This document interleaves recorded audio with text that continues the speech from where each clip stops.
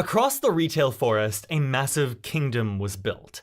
This is the story of Toys R Us, Babies R Us, and Kids R Us.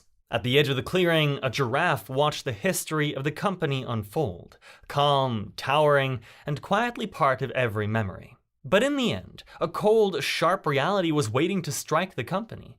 The wheel of fortune took a devastatingly bad turn, completely breaking the empire's luck.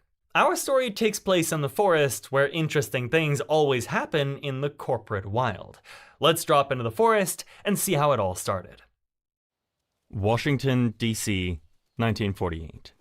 Suddenly, infants flood the territory. Exhausted mothers drag themselves through the brush, dropping newborns into any clearing they can find. Enter Charles Lazarus. He drags heavy wooden crib panels and vinyl mats into a crude, uncoordinated pile, slapping a sign over the makeshift structure, Children's Bargain Town. June 1957? The colony has a problem. Those tiny infants have grown into hyperactive kids, and parents are losing the physical strength to contain them. To stop the total breakdown of order, Lazarus has a solution. He realizes he can maintain control through a brilliant gimmick, handing each rowdy chimp a bright Fisher-Price corn popper. It instantly shuts them up, restoring complete peace to the territory. Lazarus establishes a new institution in Rockville, Maryland. Scraping the old baby furniture sign away, he renames the store Toys R Us. Caution is thrown to the wind. A big box warehouse layout rises right in the middle of the woods, creating an immediate, hostile clash. A local colony of mom-and-pop badgers, who sell small forest toys to the chimpanzees, completely panics. Their tiny shops stand zero chance against this gigantic warehouse. Soon, the giant wipes them off the map. By 1965, the warehouse faces a major vibe check. The towering metal walls feel far too cold and intimidating for the family market. To fix this, they pull off a sneaky psychological trick. They take a primitive, flat sketch from their old leaflets named Dr. G. Raff, rename him Jeffrey, and prepare a major television invasion.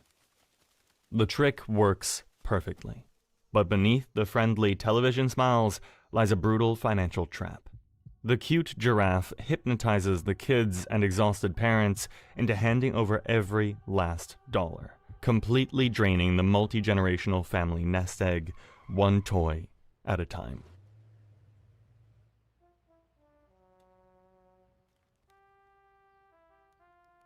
By 1982, a deep gloom settles over the chimpanzee colony.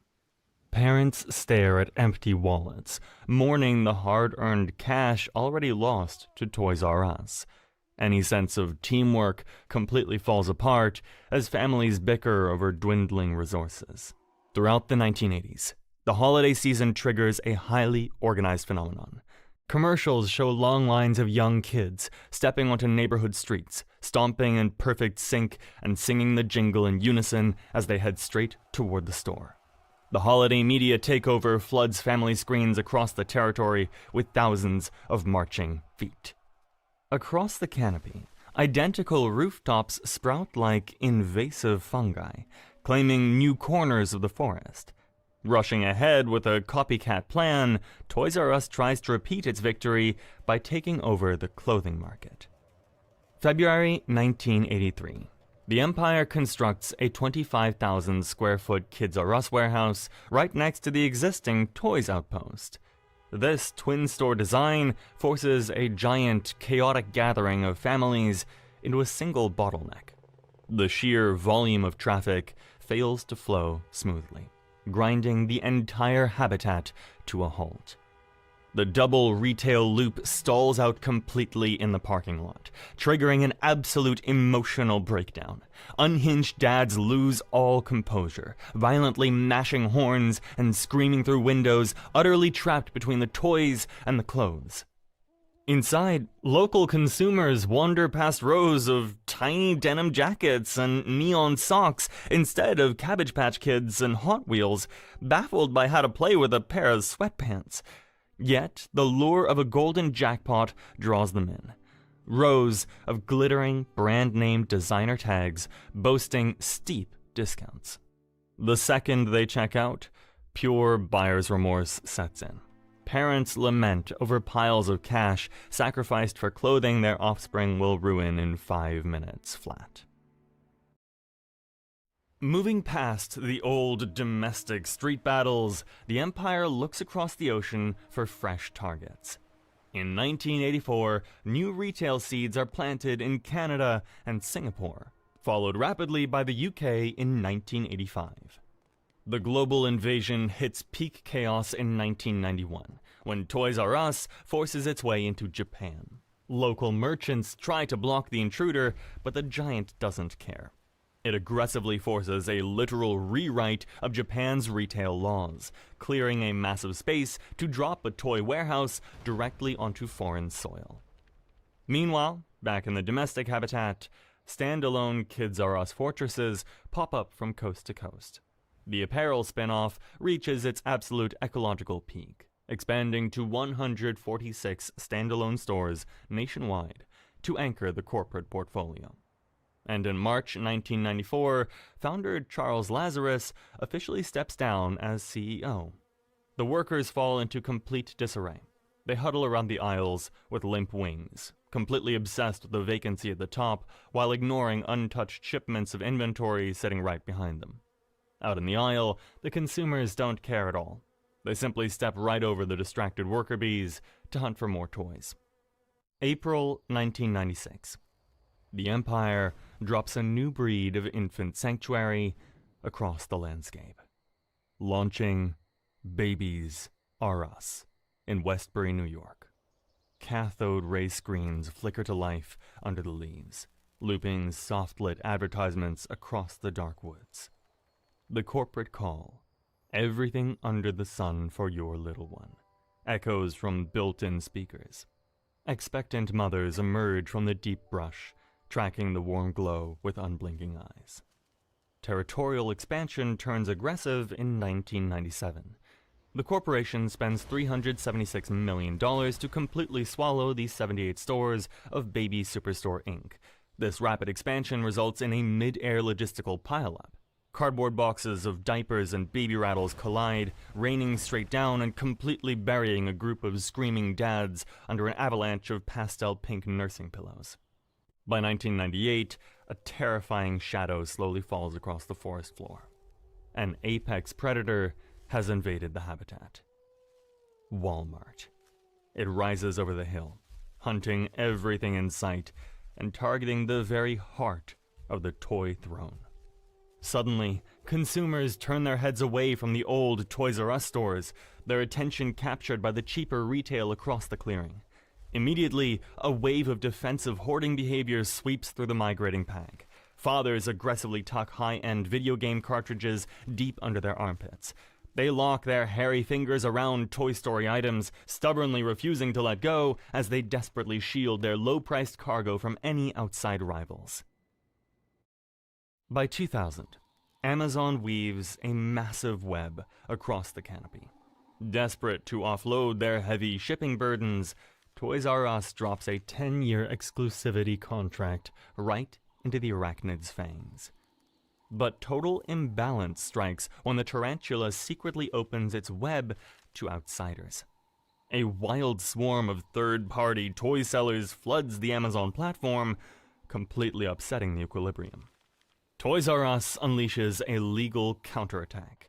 They march straight into the courtroom, dragging the multi-legged monster before a judge for a grueling 6-year battle. The court forces the tarantula to cough up $51 million. The victorious giraffe watches as the worker bees haul away the heavy pile of cash, high-fiving with their antennas. Families troop into a newly built $35 million sanctuary in Times Square. Inside, a 60-foot Ferris wheel churns through the air, sending baskets of thrilled kids looping toward the ceiling. The young primates screech with pure satisfaction, clutching bags of treats as they rotate over the crowded floor. Deeper into the lavish structure stands a towering Barbie dream house, where mothers wander through the boutique in a daze of absolute wonder. But by November 2003, a dark despair settles over the clothing market. Walmart and Target launch a brutal price war, flooding the territory with dirt-cheap garments. Kids R Us loses its aggressive edge, frozen in a state of weak, ineffective panic as their profits drain away into the mud. An immediate tactical retreat is executed. They permanently shut down all 146 standalone Kids R Us stores across the territory. Scavenging their remaining resources, they drag the leftover tiny denim jackets and neon socks directly inside the main Toys R Us walls. 2005. A trio of private equity predators enters the forest, masking their cruel intent behind a beautiful, alluring display of corporate courtship. A $6.6 billion leveraged buyout package. The Toys R Us beaver bosses exhibit absolute recklessness, blindly diving into the trap without looking down. The predators immediately saddlebag the empire with over $5 billion of crushing debt.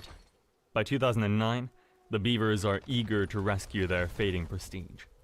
Following institutional traditions, they launch a fierce, reckless charge straight into the high-end retail market.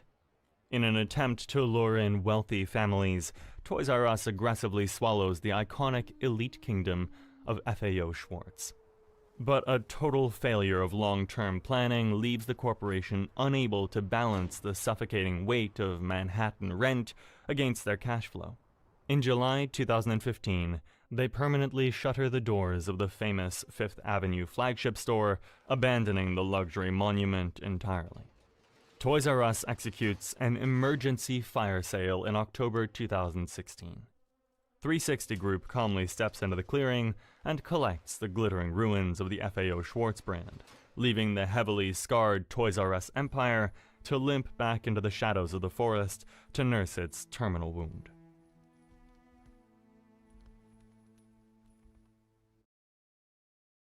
September 2017. A sharp chill slices through the upper canopy. A frantic group of beaver bosses clutches a stack of rigid legal papers, teeth chattering as they stare at a mountain of unpaid debt. The journey toward endless toy dominance, the promise of 1 million toys under one roof that a kid could play with, grinds to a bone-jarring halt. Left with no other options, the beavers invoke the ancient Orthodox ritual of Chapter 11 bankruptcy. A shockwave ripples through the forest. Inside the stores, worker bees freeze mid-air, dropping boxes of Tickle Me Elmo, Rory the Racing Car, and Power Rangers. The vibrant energy of the chimp colony sours into pure primate panic. Frantic mothers sprint down the aisles, weeping into display cases and violently hoarding the very last easy-bake ovens before the doors lock forever. But while the Southern Territory plunges into absolute ruin, the Wheel of Fortune spins differently across the northern border. The Canadian outposts execute a brilliant legal balancing act. For years, the northern bees had survived the cash leaks of the southern bosses, running around like caffeinated insects to juggle everyday resources. Now, an emergency courtroom intervention delivers a clean stroke of legal justice, severing the Canadian stores from the American branch. Instead of falling into the abyss, the Northern Division enters a new corporate marriage with Fairfax Financial. Deep in the snowy woods, the iconic multicolored vertical rainbow stripes along the facade remain perfectly intact. Across the vast Pacific, the eastern outposts look back at the American mainland and collectively decide to walk away from the burning wreckage. Rather than letting the incoming tide of bankruptcy drag them under, over 400 stores across Japan, China, and Singapore remain completely untouched, shielded by a joint venture with the Pong Group in Hong Kong. June 2018. The wheel completes its final devastating turn across the United States. The corporation liquidates. Workers rush through the remaining 700 stores, slapping giant neon yellow "Everything Must Go" stickers over every surface. Bargain-hunting families stampede the aisles, juggling heavily discounted car seats and Bob the Builder toys like circus performers. Collectors snatch up half-priced Barbie dream houses as the final cash registers are ripped directly out of the counters. The domestic empire meets a lingering, agonizing end. Now, the tallest creature in the forest stands perfectly still. completely alone. His long neck bends low, beneath the exposed ceiling rafters. The lanky animal grips the handle of a small, comical, human-sized suitcase in his teeth.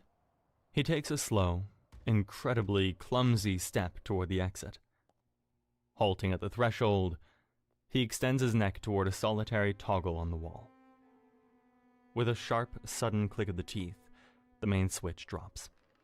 The last fluorescent bulb blinks out, plunging the kingdom into total darkness, leaving a final farewell message glowing across the territory as a tiny spark of future inspiration. Don't ever grow up.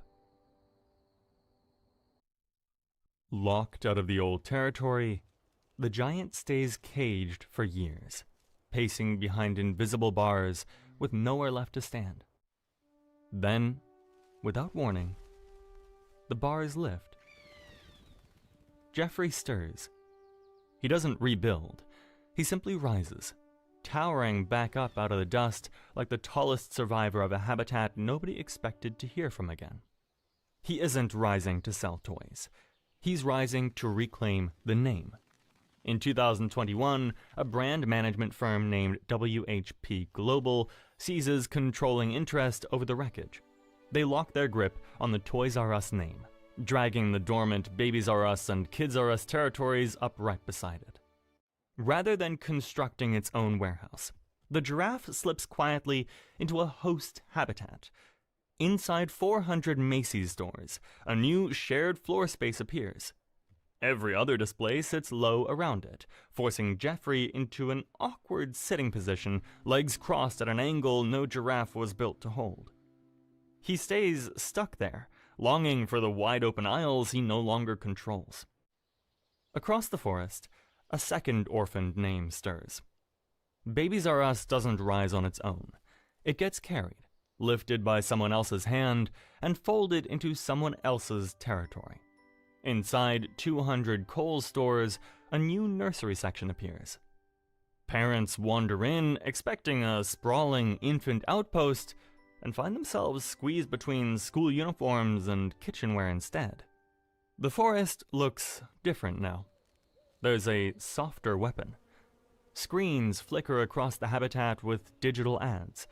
The same jingle that once hypnotized a generation gets aimed at a new target. Those rowdy young chimps are grown now. Chimps with kids of their own. And the call finds them anyway. I don't want to grow up. I'm a Toys R Us kid. It plays again. It is no longer a demand shouted at an exhausted parent, but an invitation whispered directly to one. The grown chimps pause. Old memory stirs before logic gets a chance to argue against it. Wallets open, not for themselves this time, but to hand the same tune down to the smaller hands gripping theirs. The forest settles into something strangely at peace. An old song, still playing over a habitat that never fully rebuilt, but never fully died either.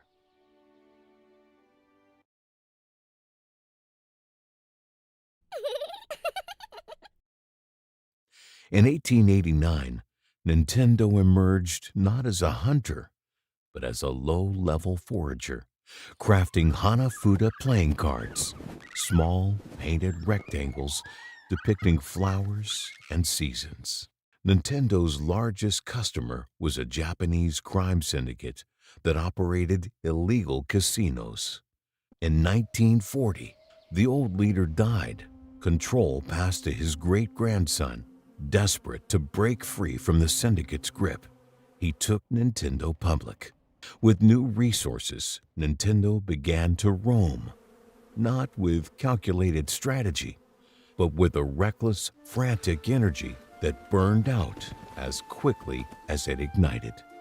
Taxis, a promising migration route on paper, but Nintendo flew into the territory too fast, sparking bitter turf wars with local labor unions that completely drained the Hawks' energy. The venture crashed because the drivers refused to work together.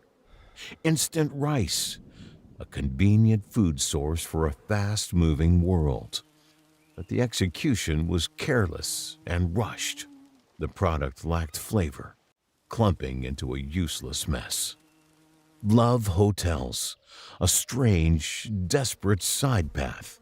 It brought in quick cash, but it didn't have any real long-term potential. Taxis, food, and hospitality had all failed. By 1966, the young hawk was driven by sheer panic.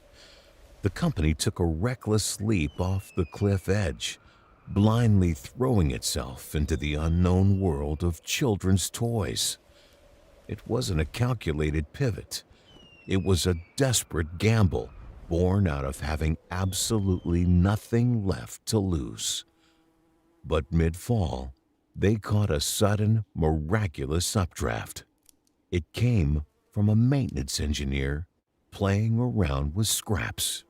The Ultra Hand, a simple plastic toy with scissor-like handles that extended outward to grab colorful balls. It sold over 1 million units. This single toy transformed the barren, starving company into a fertile breeding ground for pure imagination. For Nintendo, this was the moment the hawk finally discovered its true claws. Not for tearing prey apart, but for play. The Ultra Hand reshaped Nintendo's entire internal ecosystem.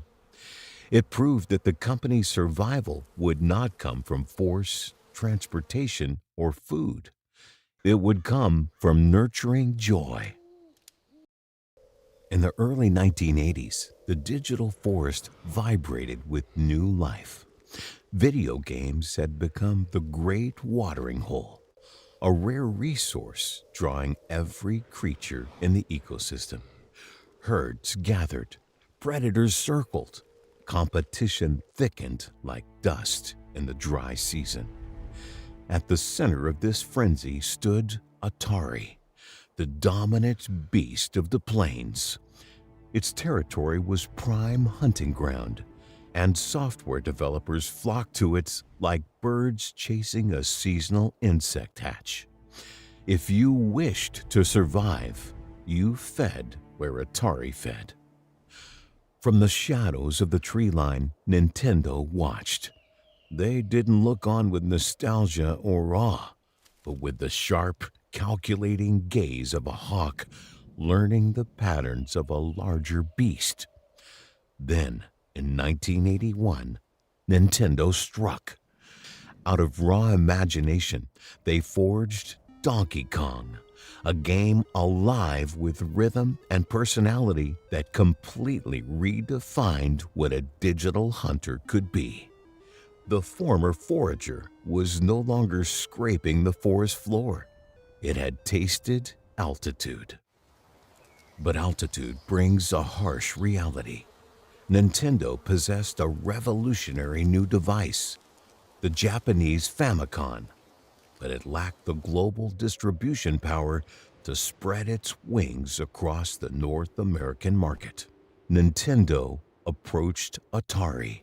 Atari would manufacture and distribute the Famicom worldwide under the mighty Atari brand, paying Nintendo a royalty on every single unit sold.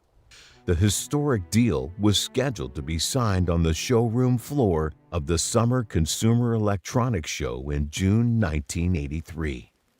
But the wild is unpredictable, and the alliance collapsed, triggered by a sudden misunderstanding involving a rival scavenger, Coleco. The provocation. Walking the chaotic showroom floor, Atari executives suddenly spotted Coleco demonstrating their new Atom computer. Running on the screen was a flawless, unauthorized port of Nintendo's prized asset, Donkey Kong. The accusation. Atari CEO Ray Kasser became furious because Atari held the exclusive home computer rights to the game. Kasser instantly accused Nintendo of double dealing, corporate betrayal, and selling the rights to a competitor. The reality: Nintendo had not betrayed the deal. Coleco had legally purchased the console rights to the game, and the computer demonstration was a rogue, unauthorized mistake by Coleco's eager engineering team. The fallout: while Nintendo desperately tried to untangle the legal mess in the brush, the clock ran out. A month later, Atari fired Ray Kasser over an unrelated insider trading scandal. The fragile bridge between the two companies instantly died, leaving Nintendo isolated, stranded, and entirely on its own. It was a narrow escape. Had Nintendo successfully bound itself to Atari that summer, it would have dropped straight into the abyss. Because shortly after the deal collapsed, the entire North American ecosystem suffered a catastrophic environmental collapse. In 1983, the industry's dark secrets were completely exposed. Too many weak, poorly coded species flooded the environment. Trust completely evaporated. Consumers migrated away from consoles entirely, choosing a new species: the personal computer. In Japan, this mass die-off became known as Atari shock. Between 1982 and 1985, arcade revenue fell by over 60%, and home console revenue plummeted by a staggering 93%. This was not a simple downturn. It was an extinction event. Even Atari, the once dominant apex predator, staggered and fell. In 1983, it lost $536 million. Truckloads of unsold Atari game cartridges were quietly dumped into a New Mexico landfill, a digital graveyard buried beneath desert sand.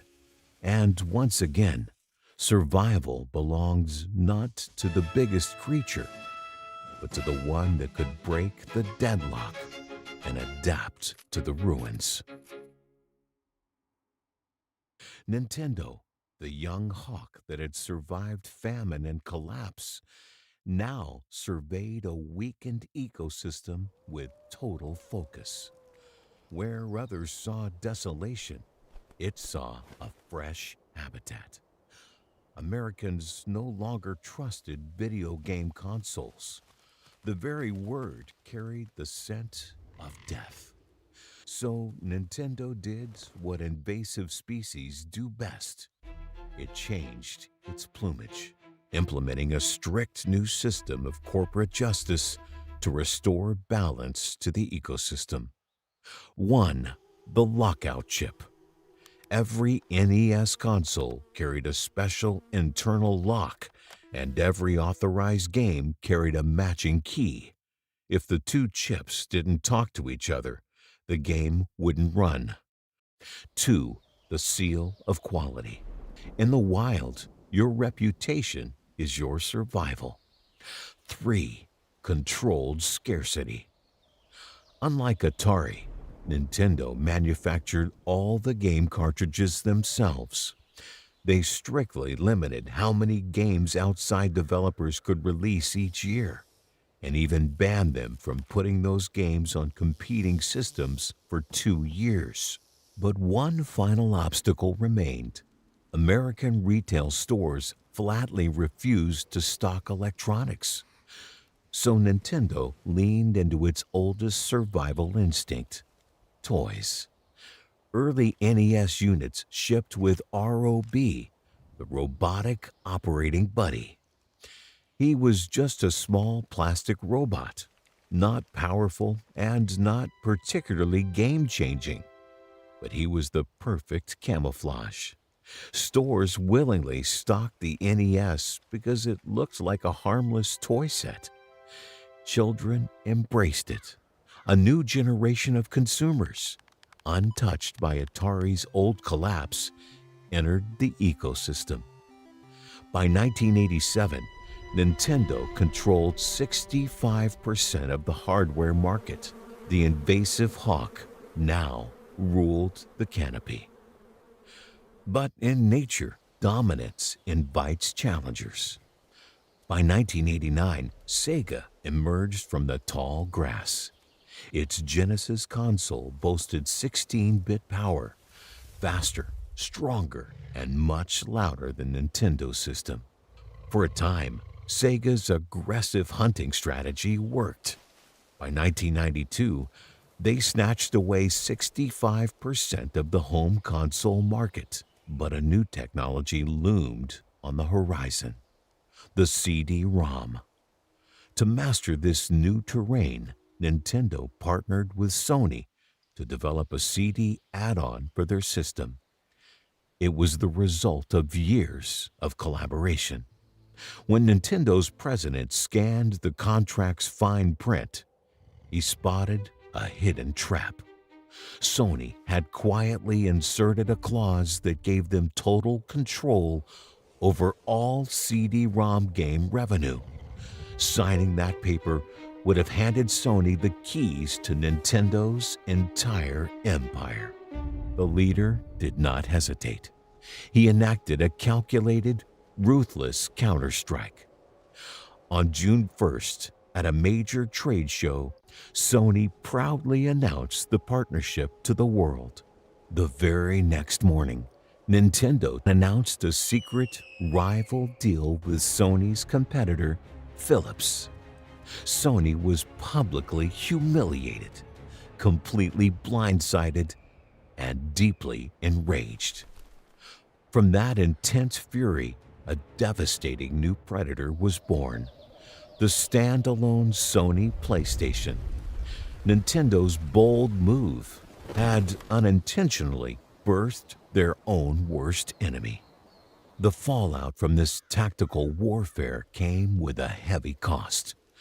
To finalize the deal with Philips, Nintendo had to grant them the rights to use Mario and Zelda, the most sacred prized creatures in its entire ecosystem.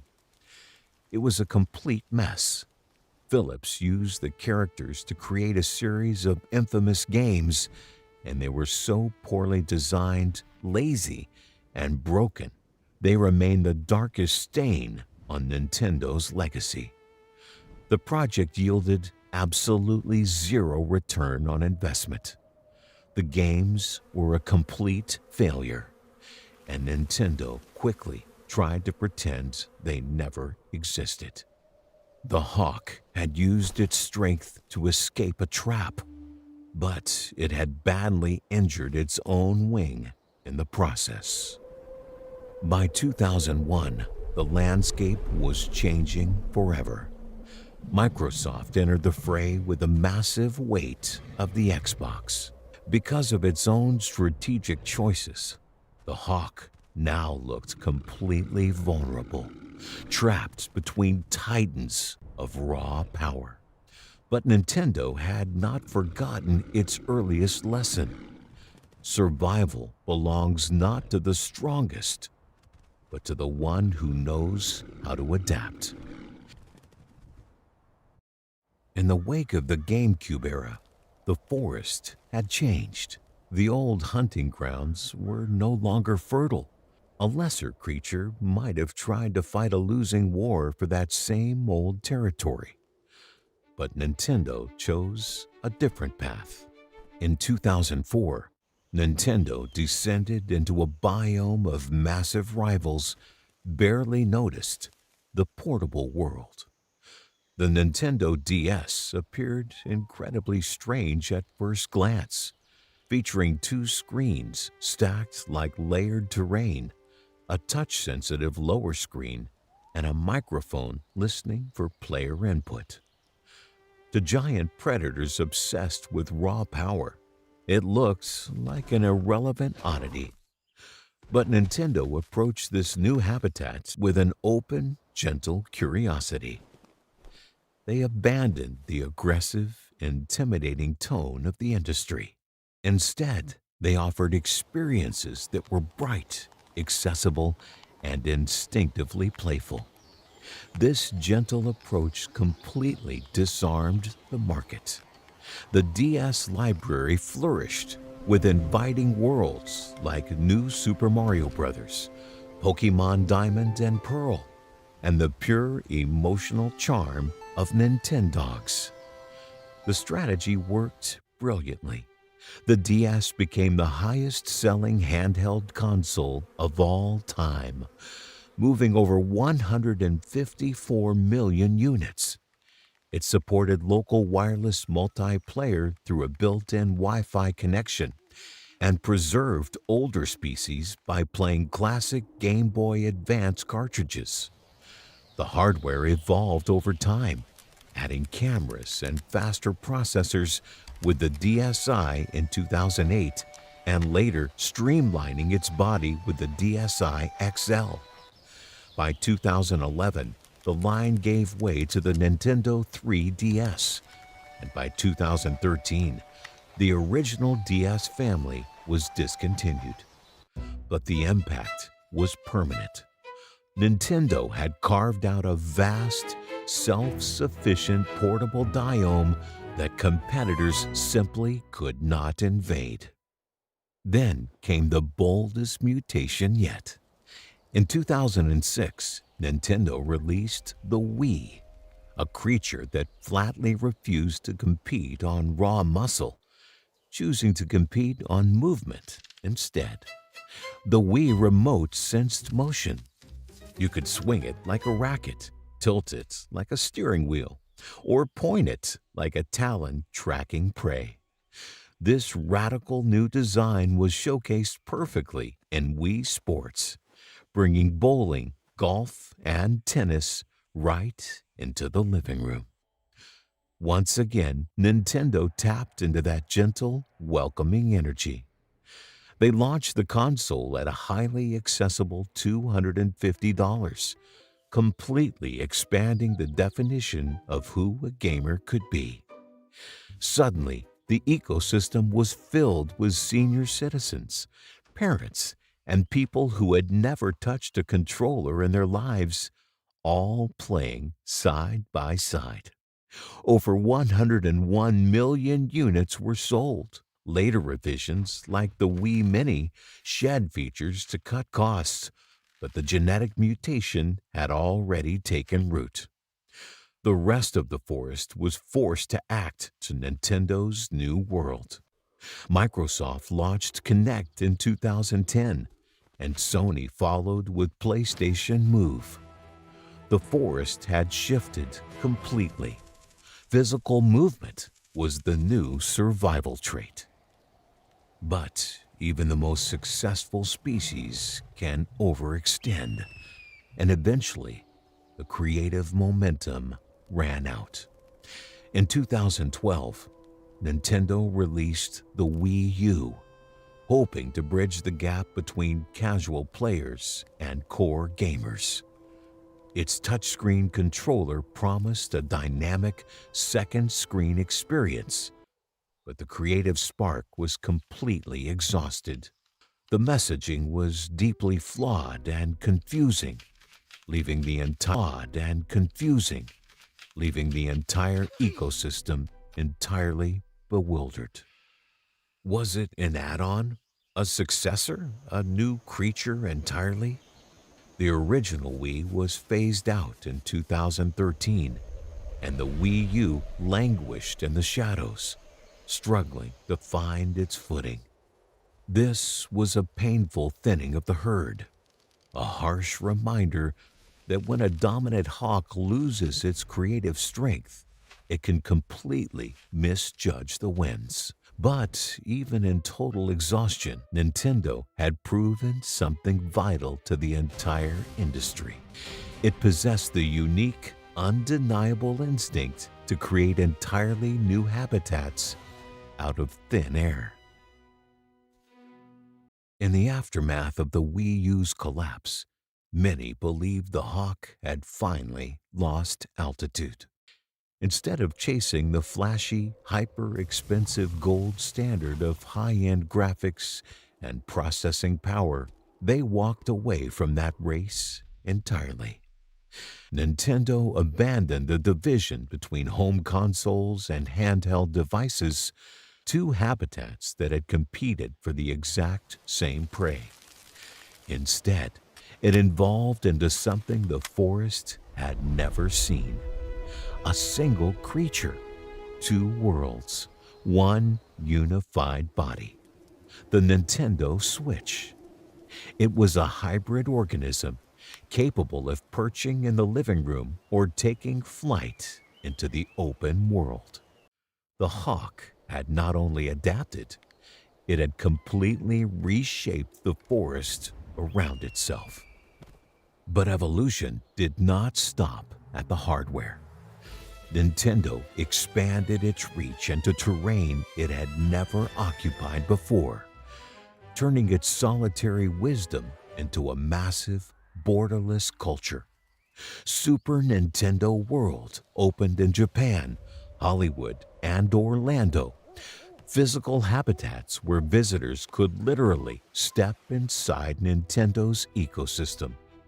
The Super Mario Bros. Movie 2023 soared past $1.3 billion globally. Nintendo Switch Online replaced the old virtual console model with a massive subscription library spanning the NES, SNES, N64, and Game Boy. This was no longer a mere technology company. It was a kingdom.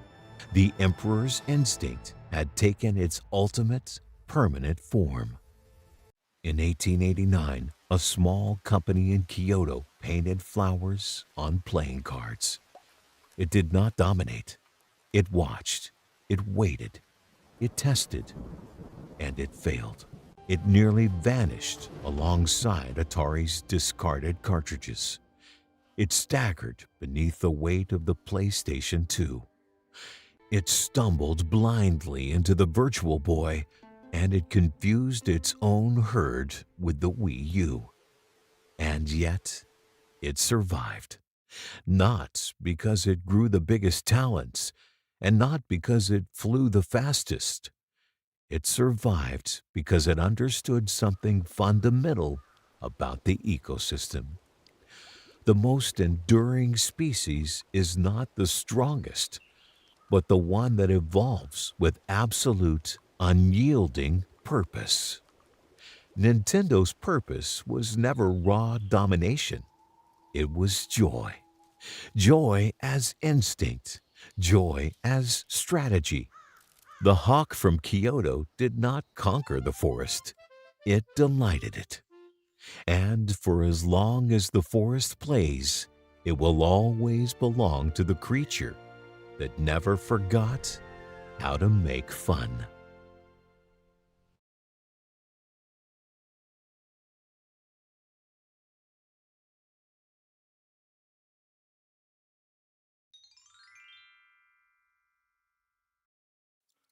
New ecosystems rarely begin with brilliance. A coastline shifts, an island rises, ash cools. In the early 1970s, something similar began inside circuitry. Into this unsettled landscape came one of the first digital organisms, Atari. By 1982, Atari had become one of the dominant forces in this digital biome, not because everything was thriving, but because it kept moving forward, even when the environment felt unbalanced. The Atari 2600 introduced traits that would shape future species: programmable hardware, interchangeable cartridges, and one system capable of hosting many different games. To understand how this creature evolved, we return to its earliest ancestor. At the University of Utah, engineering student Nolan Bushnell discovered a game called Space War. By today's standards, it was simple: points of light drifting across a dark screen, running on a machine the size of a room. But Bushnell sensed a spark, not a blazing breakthrough, but a small, promising signal that could be shaped and slowly built into something more. At the same time, he worked at an amusement park, watching people the way a field researcher watches animals. Simple rides held attention. Short experiences kept visitors returning. These weren't moments of joy overflowing. They were predictable patterns, reliable behaviors. And they suggested that electronic entertainment could work the same way. Soon after, Ted Dabney joined him. Bushnell had the idea. Dabney had the steady, methodical approach needed to make it real. The challenge was enormous. Games required room-sized computers. Too big, too costly, too slow to spread. Dabney created the spot motion circuit, shrinking the hardware needed to run a game. It wasn't a dramatic leap. It was a careful adaptation that allowed electronic entertainment to move into bars, bowling alleys, and pizza parlors. These were crowded habitats where attention was scarce and survival depended on proving value quickly. Their first creation was computer space, advanced but poorly adapted. The controls were difficult. The experience required effort. Most players drifted away. The creature wasn't ready for this environment. Then came Pong. 2 paddles, 1 square ball, a simple sound, not flashy, but clear. Understandable. A signal that didn't overwhelm or confuse. People grasped it immediately. Coin slots were filled. Orders increased. By 1974, thousands of machines were running across the country. Video games entered public life, not through emotional excitement, but through steady, repeatable interaction. A new behavior was forming, but it wasn't just joyful. It was habitual. Growth continued, but strain followed. An overseas expansion failed. Grand Track 10 ran into manufacturing problems that drove up costs. Money tightened. The company shrank. Half the workforce were laid off. Behind the scenes, pressure had been building for a long time. The organism was working harder than the environment could support. A new adaptation followed. Tank. 2 players, 2 tanks, 1 maze. It tapped into a natural instinct. Competition. Revenue returned. Stability followed, but only temporarily. Inside Atari, the environment moved quickly, but the work itself was slow and constant. No strict schedules, no heavy structure. Ideas spread like signals through a busy colony. Between 1972 and 1975, about 120 games were created, not through bursts of inspiration, but through continuous effort and feedback between teams, machines, and audiences. During this time, future tech figures like Steve Jobs and Steve Wozniak passed through the habitat. They didn't define its direction, but they added to the momentum shaping the system. Meanwhile, the larger environment shifted again. People wanted games at home. Home Pong found modest success. Then came a major evolutionary step, the microprocessor. Hardware that once required complex wiring could now be handled by a single chip. Not a sudden miracle, but a tool that made slow, steady growth possible. Bushnell saw the next step clearly. If games could be programmed instead of hardwired, one machine could host many experiences. One system, many games. This idea became the video computer system, the Atari 2600. But building something that large required more resources. In 1976, Warner Communications bought Atari for $28 million and invested another $100 million. The Atari VCS was ready for the market. And now the system was about to shift again, not with bright optimism, but with the weight of an environment that was growing faster than it could balance itself.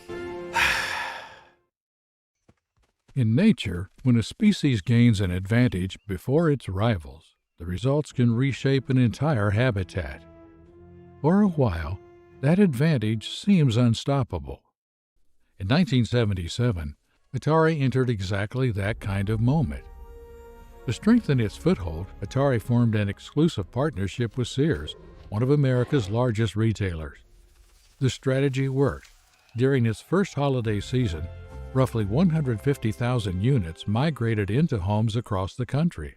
By 1980, more than 2 million Atari 2600 consoles had settled into living rooms, dens, and bedrooms across the ecosystem. By 1982, Atari had become one of the most successful organisms in the corporate world. Sales had reached extraordinary levels. The company generated billions in revenue. At its peak, Atari was valued at approximately $452 million and produced more than 70% of the income for its parent company, Warner Communications. But ecosystems rarely allow success without introducing new pressures. The first signs appeared not in sales, but in culture. Before Warner's acquisition, Atari had evolved under unusually loose conditions. Engineers experimented constantly, letting creativity act as a natural selection process. Warner was a different kind of organism. It valued schedules, forecasts, reporting structures, and quarterly targets. Its survival strategy relied on order rather than on improvisation. When the two species merged, conflict became inevitable. Inside Atari headquarters, engineers debated gameplay mechanics late into the night.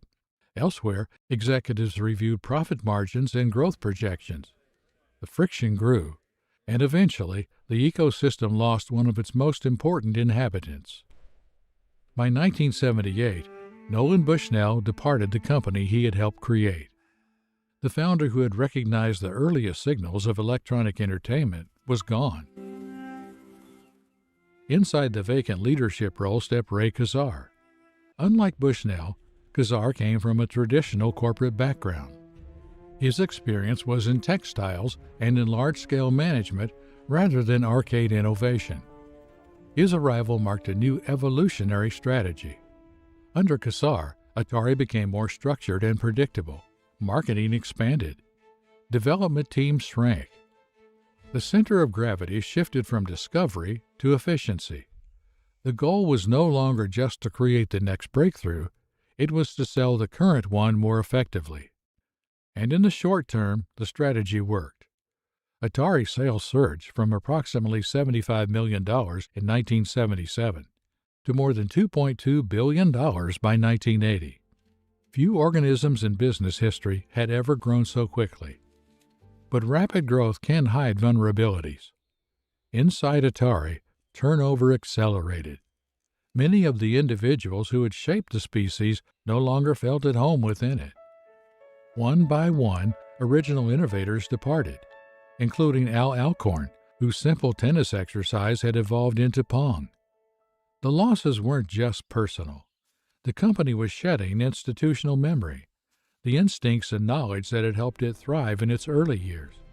Another tension was rising beneath the surface: recognition.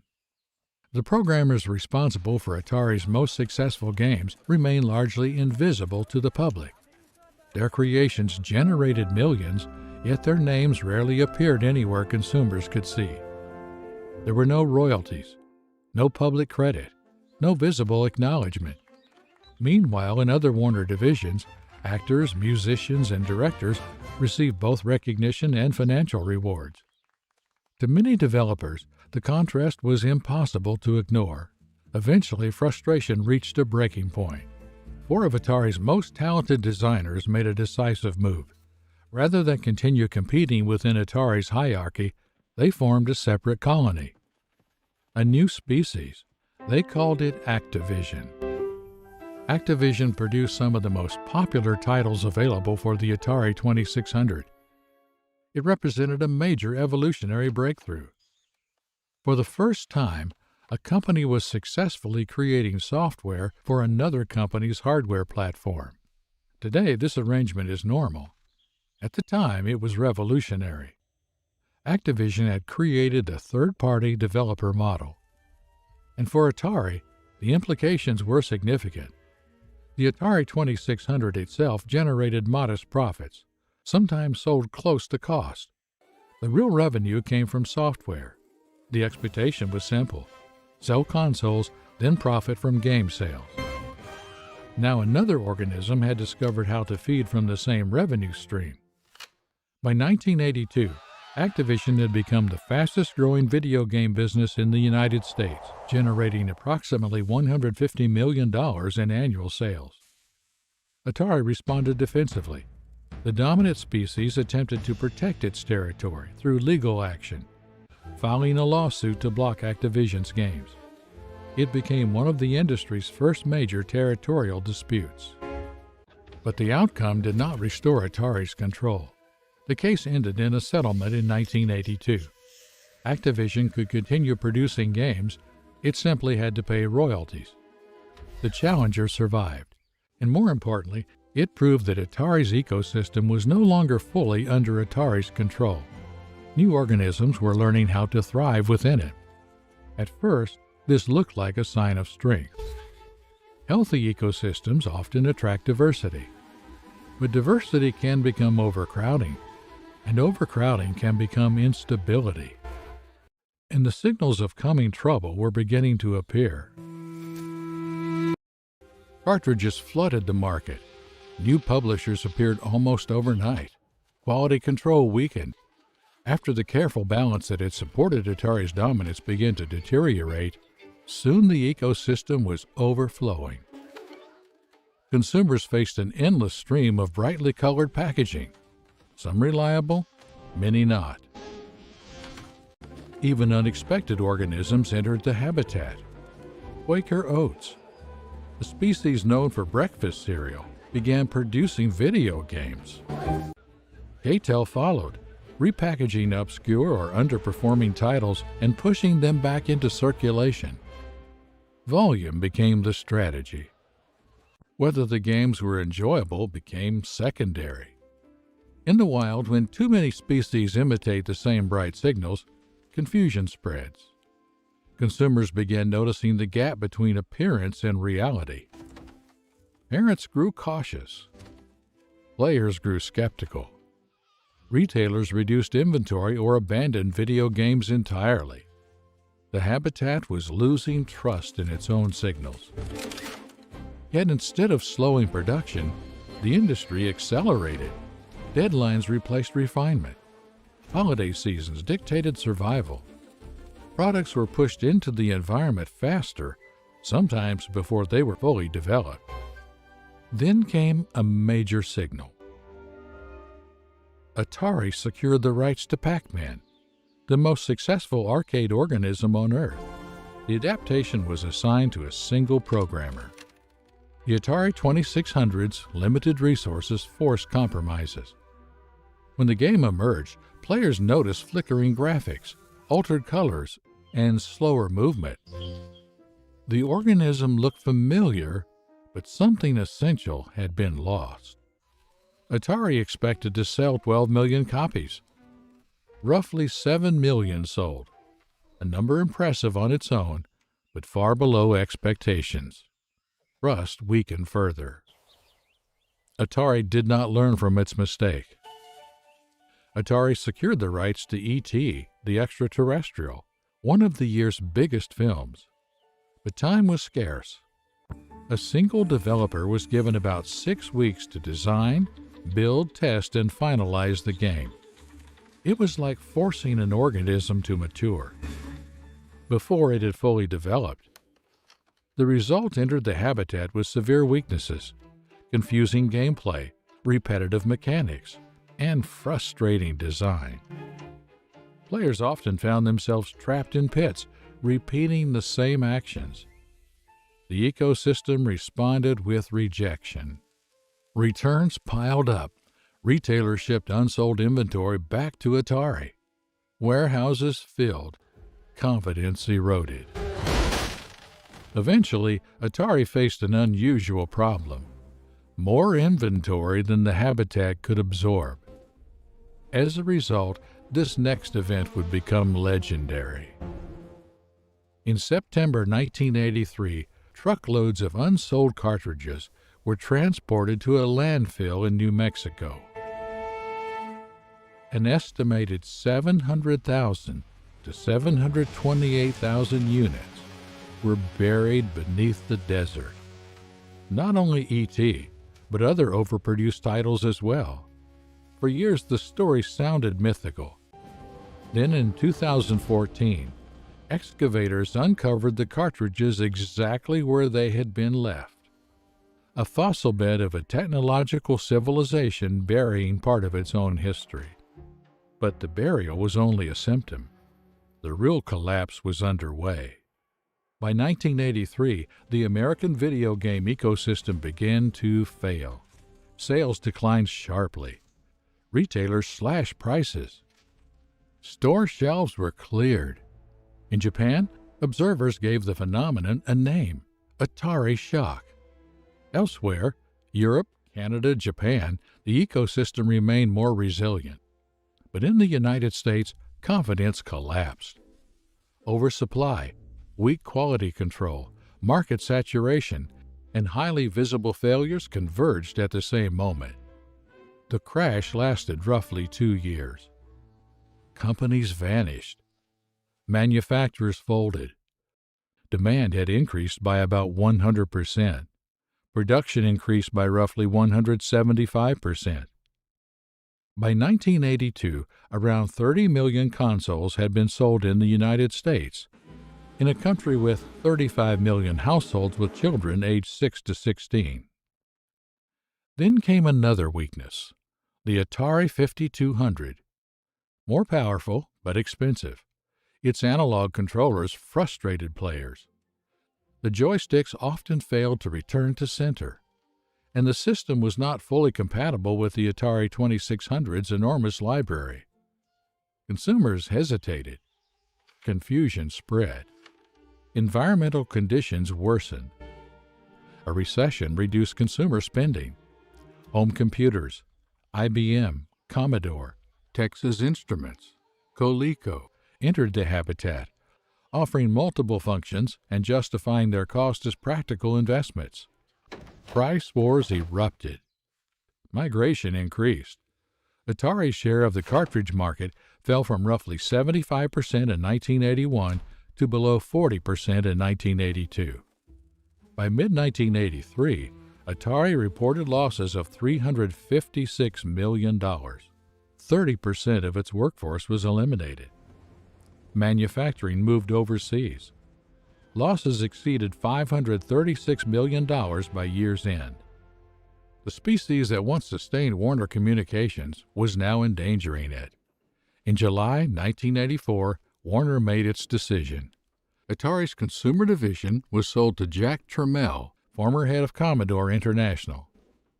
The organization became Atari Corporation, shifting its focus toward personal computers and the Atari ST line.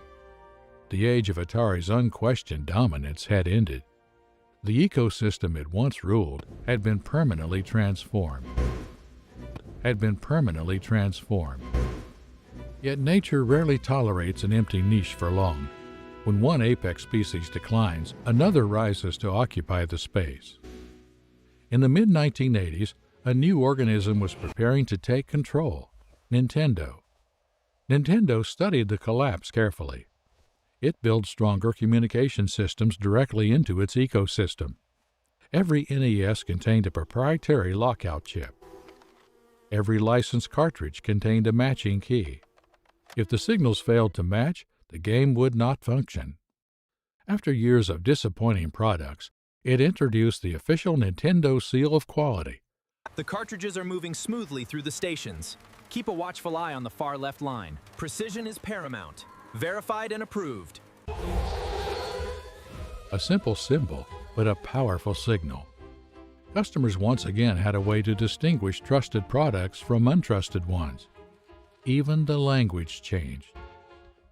Video game console carried the scars of the crash. So Nintendo presented the NES as an entertainment system. By 1988, Nintendo controlled roughly 70% of the American market. The ecosystem had recovered, reorganized around a different apex species. In nature, extinction events rarely erase what came before. They leave lessons behind. Those lessons shape the species that follow.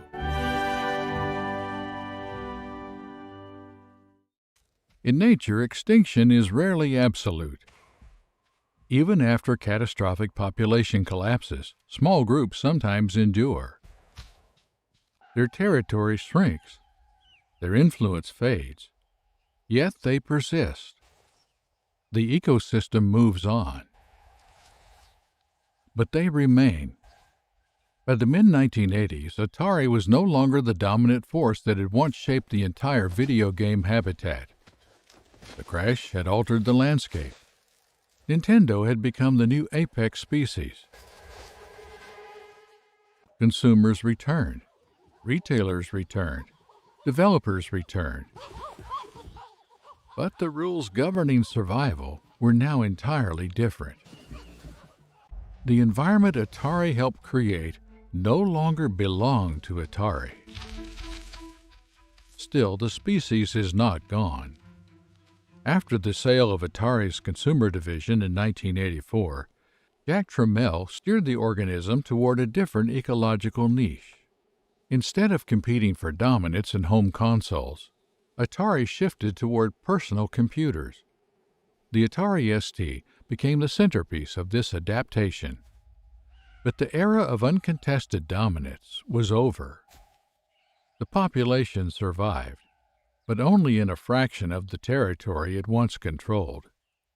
Around it, the digital world continued evolving. New competitors emerged. New technologies appeared. The habitat expanded in directions Atari no longer led.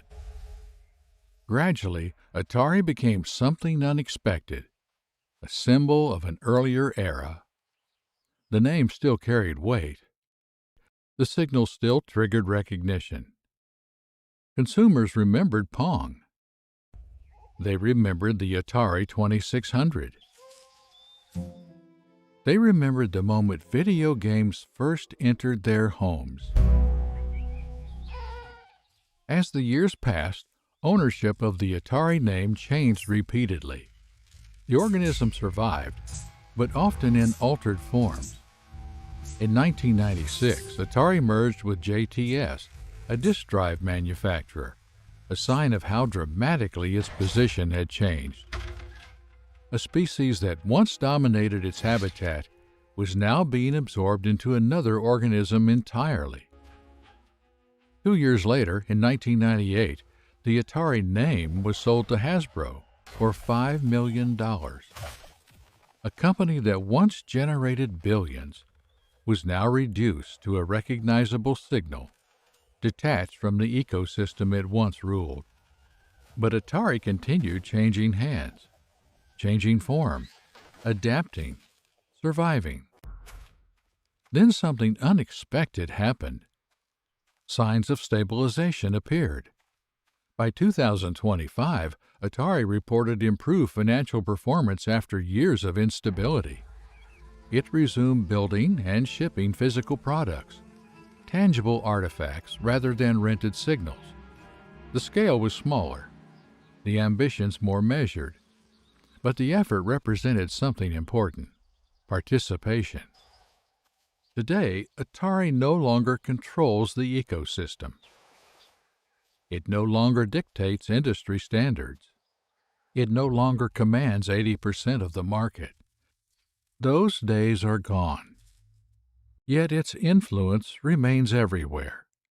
The cartridge model that transformed home gaming, the rise of third-party developers, the lessons that shaped Nintendo's quality controls, the blueprint for modern console systems, all carry traces of Atari's genetic legacy. Some species become important not because they survive forever, but because they change the environment around them. Long after they decline, their influence remains embedded in the habitat itself. The company that once buried cartridges beneath the desert sands is still here. And perhaps that is the most remarkable part of the story. Not that Atari fell, Many apex species do. But that after reshaping an entire ecosystem, it continues searching for a place within it. Everywhere beneath the surface are traces of the organism that arrived first. The pioneer, the apex predator, the cautionary tale. Atari.